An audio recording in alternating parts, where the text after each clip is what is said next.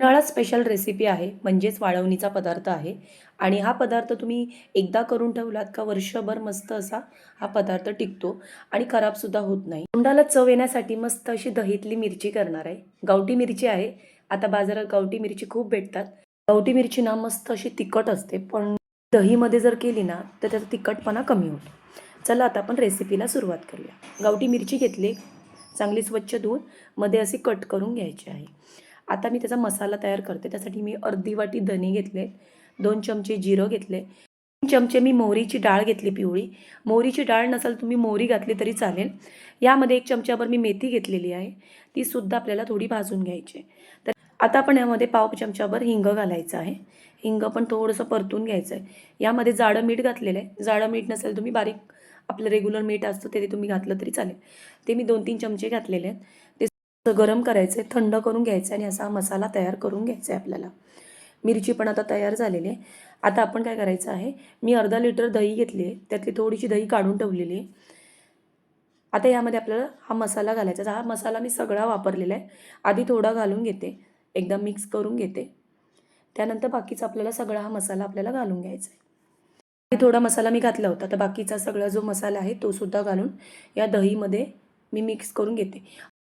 हा मसाला आता चांगला या दहीमध्ये मिक्स केलेला आहे. हळद घालायची आहे. चमचाभर मी हळद घातलेली आहे. ती सुद्धा आपल्याला या दहीमध्ये मिक्स करून घ्यायची. सगळे मसाले मी घालून घेतलेले आहेत आणि व्यवस्थित या दहीमध्ये मिक्स केलेले आहेत. आता आपण काय करायचं आहे, पसरट भांडं घ्यायचं आहे. तुमच्याकडे जे असेल ते तुम्ही भांडं घेऊ शकता. फक्त जर्मनचं भांडं घेऊ नका. आता आपण ह्या हिरव्या मिरच्या जे कट केलेल्या आहेत त्या आपण पसरट डब्यामध्ये मी घालून घेतलेले आहे. यामध्ये आपण दहीमध्ये जो मसाला घालून ठेवलेला आहे तो आपण सगळ्या ह्या मिरच्यांना लावून घ्यायचं आहे. तर आता मी सगळी हे बघा दही घालून घेतलेली आहे. हाताने आपल्याला सगळं व्यवस्थित एकदा मिक्स करून घ्यायचं आहे. मिक्स करून घेते. व्यवस्थित या मिरच्यांना सगळं लागलं पाहिजे आणि ही दही एक दिवस चांगली मुरायला आपल्याला ठेवून द्यायची आहे, तशीच आपल्याला डब्यामध्ये. तर आता हे बघा झालेलं आहे. आता आपण याला झाकण लावायचं आहे. मी हे रात्री केलेलं आहे. मग एक रात्रभर मी तसंच ठेवणार आहे. दुसऱ्या दिवशी आपण हे सुकवायचं आहे. तर दुसऱ्या दिवशी सकाळी तुम्हाला मी दाखवते. हे बघा मस्तपैकी अशी मुरली गेलेली आहे दहीमधली मिरची. आता आपल्याला काय करायचं आहे, इथे एक ट्रे घेतला आहे पसरट आणि त्यामध्ये आपल्याला ह्या मिरच्या सुकवायच्या आहेत. तर हे बघा एकदा व्यवस्थित मी हाताने मिक्स करून घेते बघा. आता आपण एक एक करून अशा मोकळ्या मोकळ्या करायच्या आहेत ह्या मिरच्या. एकावर एक ठेवायच्या नाही आहेत, नाहीतर ते सुकायला वेळ लागणार. पण आता ऊनसुद्धा आहे त्यामुळे झटपट अशा सुकल्या जातात त्या. 2-3 दिवस मी उन्हामध्ये चांगल्या म्हणजे जास्तीत 4-5 दिवस पण सुकवल्या तरी काही हरकत नाही आहे. तर आता मिरच्या मी ह्या 4 दिवस चांगल्या सुकवून घेतल्या आहेत. मस्त असे सुकलेल्या आहेत हे बघा. आता आपल्याला ना ह्या मिरच्या भरून ठेवायच्या. तुम्ही प्लॅस्टिकच्या पिशवीत बांधून ठेवलं तरी चालेल, काचेच्या बरणीत ठेवलं तरी चालेल. मध्ये मध्ये ऊन जर आलं तर थोडंसं 1 तासासाठी असं होऊन द्या, म्हणजे कसं त्या मिरच्यांना जरा वास येत नाही. तर आता या मी बरणीमध्ये भरून घेतलेलं आहे. आता तुम्हाला मिरच्यांना भाजून दाखवते.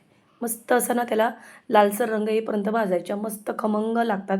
खायला एक नंबर. तिखट तर अजिबात लागत नाही. सगळं जेवण तयार करून झाल्यानंतर मस्तपैकी अशा ह्या तव्यावर आपल्या या मिरच्या आपण थोडं तेल घालून भाजायच्या. मस्त तोंडाला चव येण्यासारखी ही मिरची आहे आणि नक्की करा दहीतली मिरची.